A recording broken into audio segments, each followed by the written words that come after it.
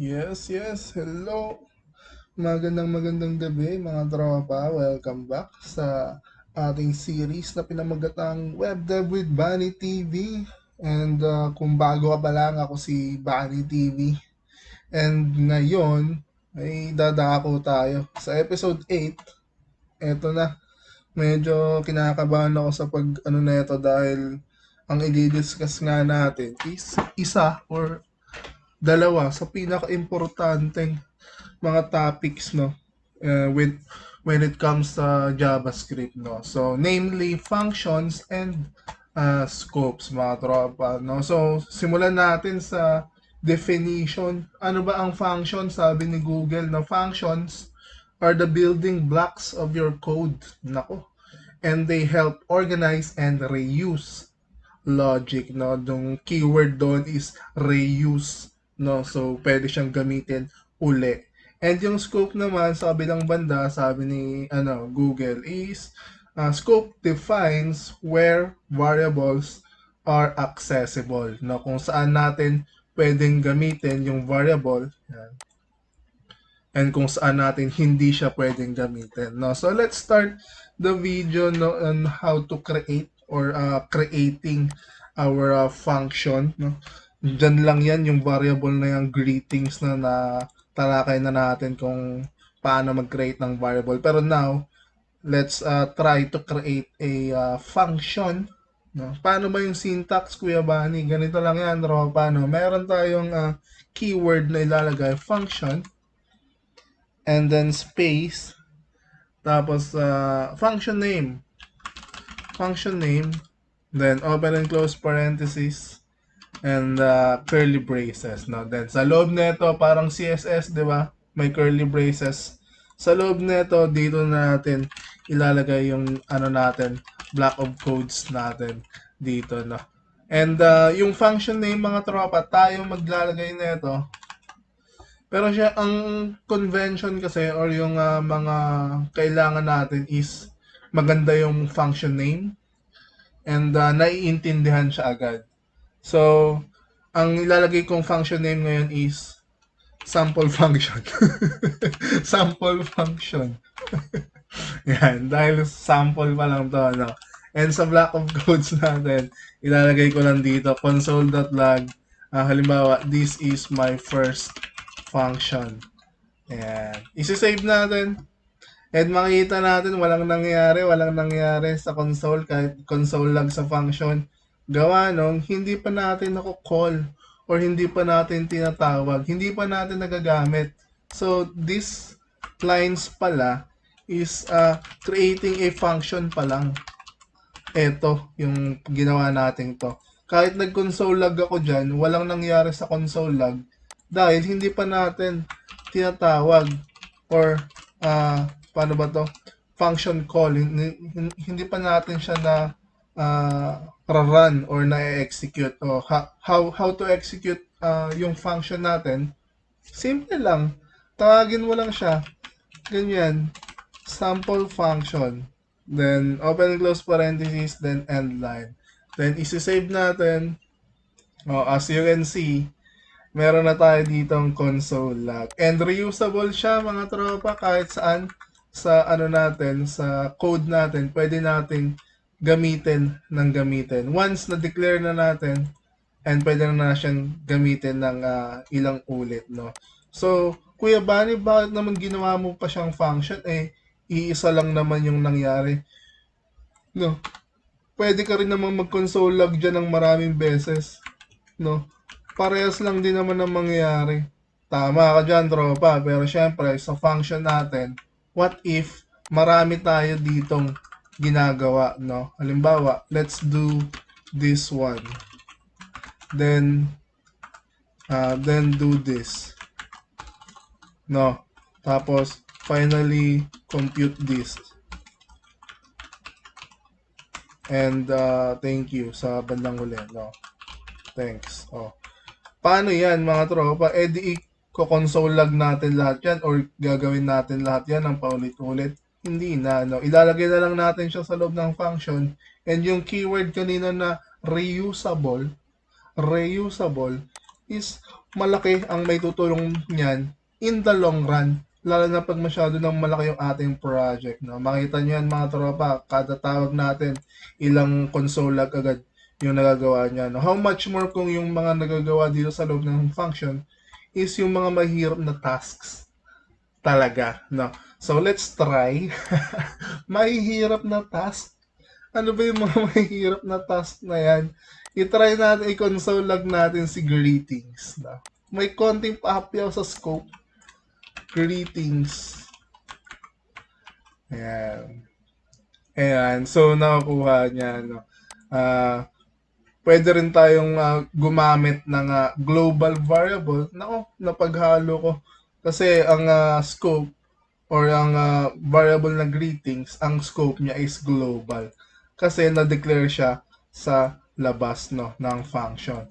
And pag na-declare siya sa loob ng function, yun ay local variable. So, tatandaan, ang dalawang klase niyan is ng scope would be the global. Ito na lang, global. And local. Local. Now, paano ba mag-declare ng local variable? Siyempre, same thing din ang pagde-declare natin dito. Halimbawa, let number or let name equals money. Yan. Tapos console log natin si money. Gumagana siya kasi ang variable na name is local siya sa function na to. And then, doon natin siya ginamit. Pero paano, Kuya Bani, kung ang ginawa natin is in-access natin yung name variable dito sa labas? Pwede ba yan? Pwede ba yan? Console log name. Walang nangyari mga tropa. No? Gawa nung si name na variable natin is nabubuhay lang or accessible lang sa loob ng function na to, no? Halimbawa, mag-try pa tayo, gumawa pa tayo ng isa pang function. My second function. Tapos, console log natin dito si name. Magkaibang ano na to function na to. Or halimbawa, meron din tayong age. Yan. Console log natin si age. No? Tapos, i-call natin si my second function. So, ang mangyayari dyan mga tropa, wala pa rin, no? Ang sabi niya nga dito is, reference error, age is not defined. So, hindi defined yung age dito sa pangalawang function natin, pero andun siya sa first function natin. So, pareha silang, local variable to, yung name tsaka age. Magkapareha silang sa loob lang ni sample function. Pero yung greetings, pwede natin siyang i-access on both functions natin. No? So, try natin. Gumagana. Yung isa pa, sample function. Gumana silang parehas. No?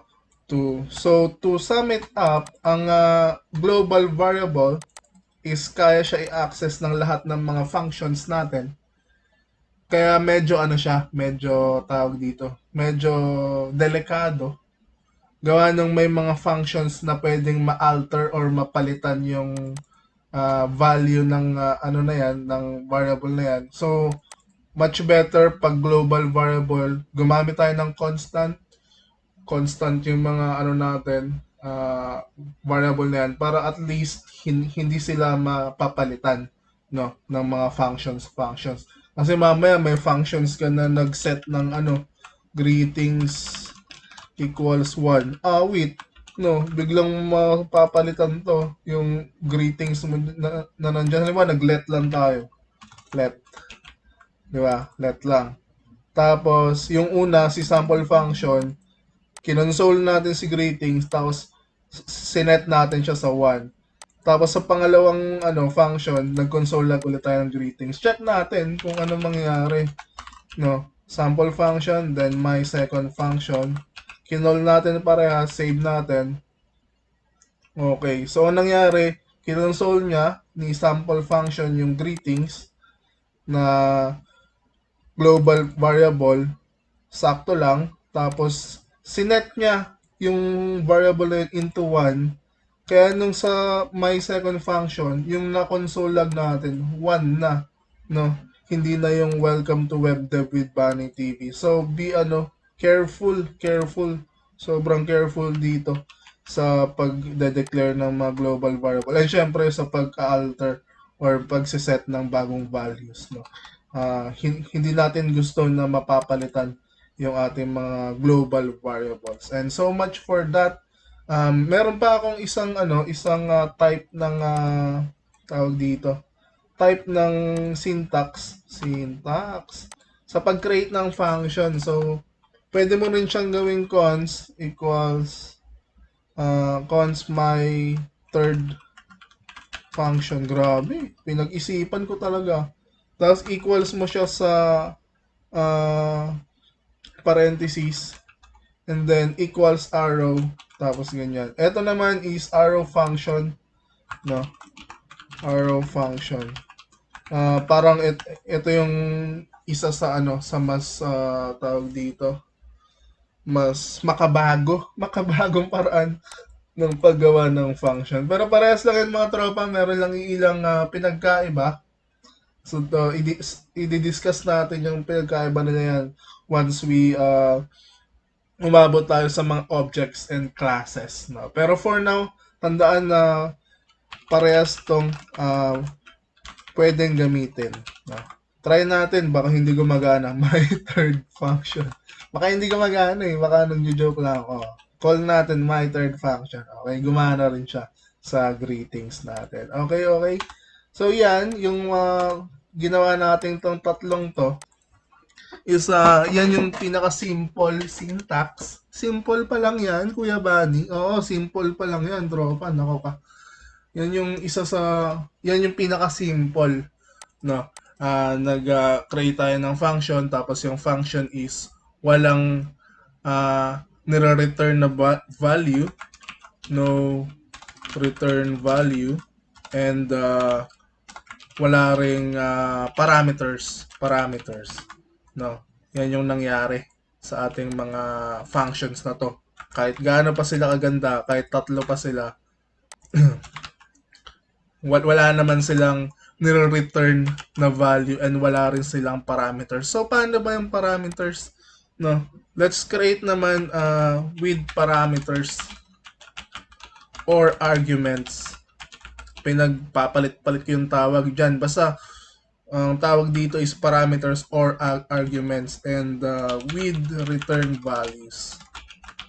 Okay, so let's try naman create tayo ng function na ang pangalan is get a sum. Oh my god. Oh my god. Get sum. Or yung pinag-add, no? Meron tayo dito sa loob ng parenthesis niya.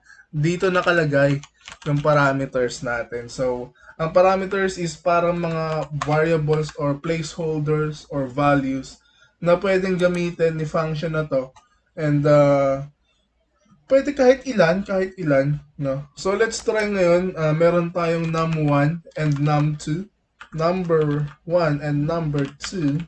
Yan. And then, magre-return tayo, no? I-return natin si number 1 plus number 2, no? So, prone sa bugs. Pero, check natin. Paano ba to i-call, no?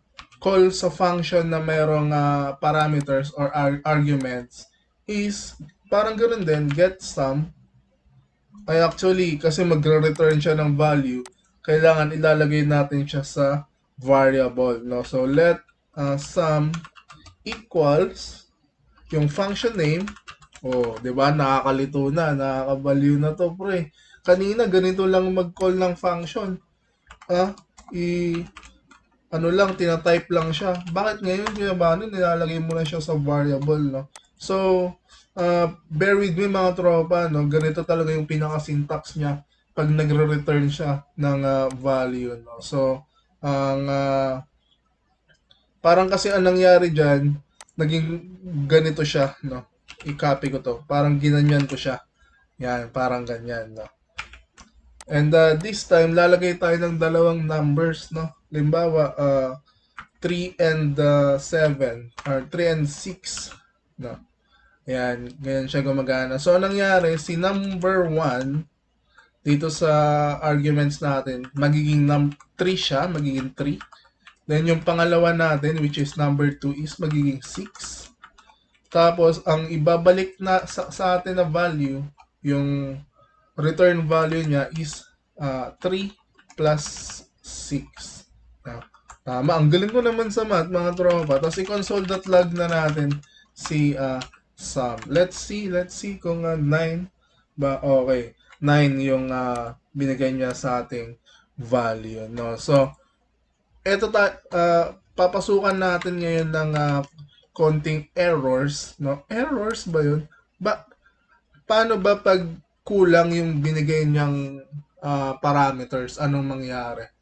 No? Alamin natin. I-save natin. Okay, naging NaN. Bakit kaya? Kasi kulang, no? So, anong nangyari? Naging, naging 3 plus plus wala. Parang ganyan. Or plus undefined. Parang ganyan yung nangyari dyan, mga tropa. Okay. Kasi hindi nga natin na si number 2 eh. Hindi natin na defined, no? So let's try naman error checking, no? If oh my god, if kailangan ko bang gawin to ngayon? Feeling ko tama lang. So ang gagawin natin dito, mga tropa, if number 1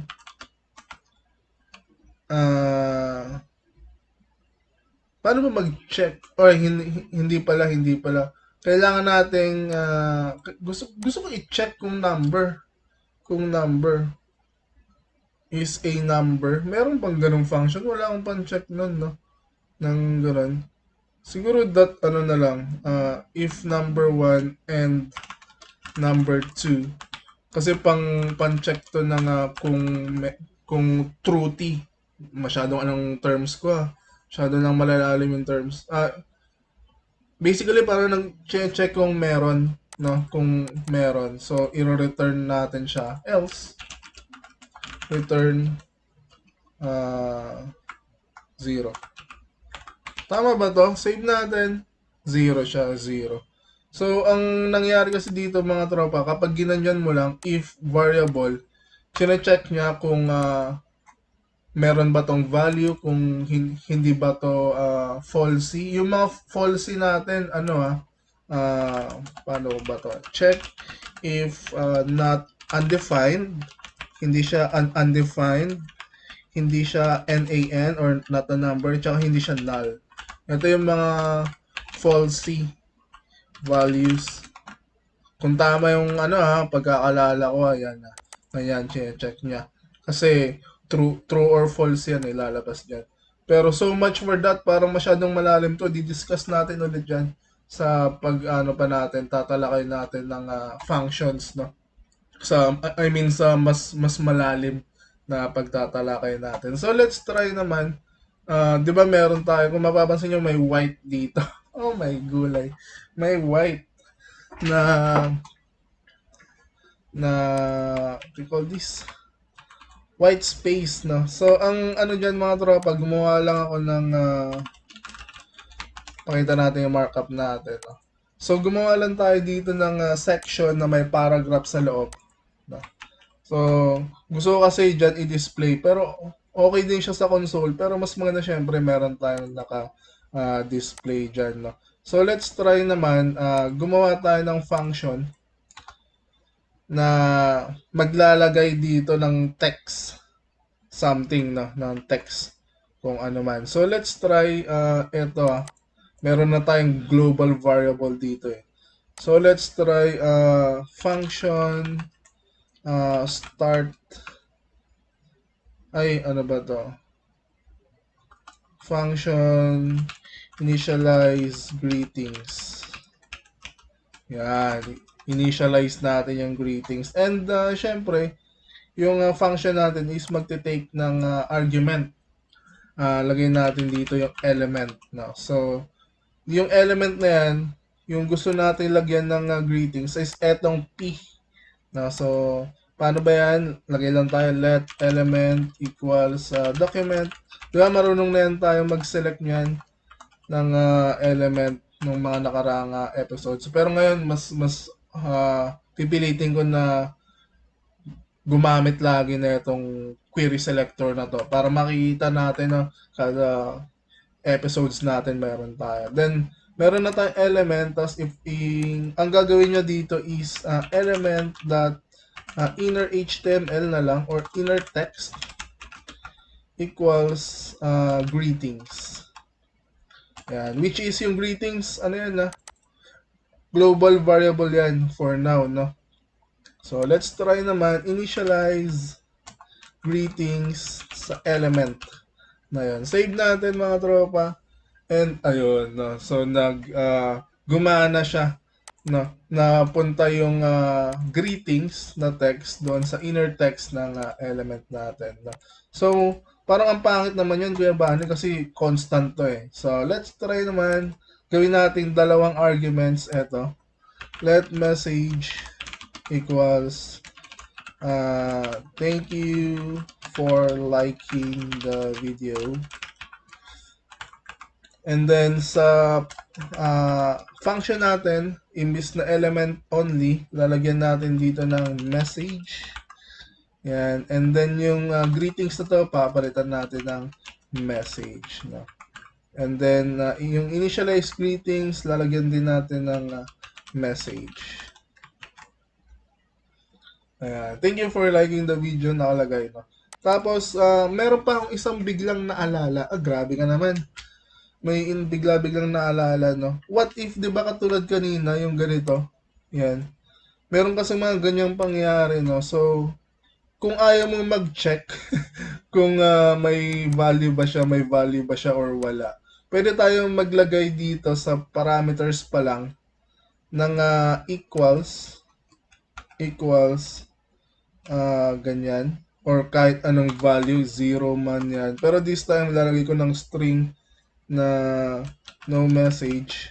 Ayan. Ayan siya. Parang eto mga tropa, nilalagay dito na si parameter, pag hindi siya na-provide ni programmer, mag-equal siya into this. No? So try natin, walang nakalagay na message. Tama ba sinasabi ko? Yan. Lagay natin walang message, pero meron siyang ganito. Parang standard or default value. Parang ganyan. Save natin mga tropa. Ayan, default value siya. Pero pag naglagay tayo ng pangalawang argument natin, yan, napupunta siya dyan. And siguro hanggang dun muna tayo, no? And today, natutunan nga natin yung functions. Yan. Episode 8, paano mag-create ng functions, yung mga return values niya, and ano yung parameters, etc. And nag-check rin tayo, what if, di ba? What if kulang yung parameters, ano yung mangyayari, no? Siyempre, na-discuss din natin yung scope na merong global, merong local, no? Yung global would be na-access siya or accessible siya all throughout the code base or sa codes natin. Pero yung mga local variables like this are pwede lang magamit sa loob ng function na yan, no? Kung saan siya na-declare, no? And ayun, nag-try din tayo ng functions na may return values, no? Nagre-return tayo dito kung meron tayong get sum, nire-return natin yung number 1 plus number 2, yan. And nakukuha natin yung sum ng dalawang number. And sa susunod na episode, lalaliman pa natin, no, pagtatalagay natin dito sa JavaScript. And hanggang doon na lang mga tropa. Kung meron kayong mga questions or clarifications, feel free to message me. And syempre, don't forget to like and subscribe. Thank you and see you sa susunod. Bye-bye!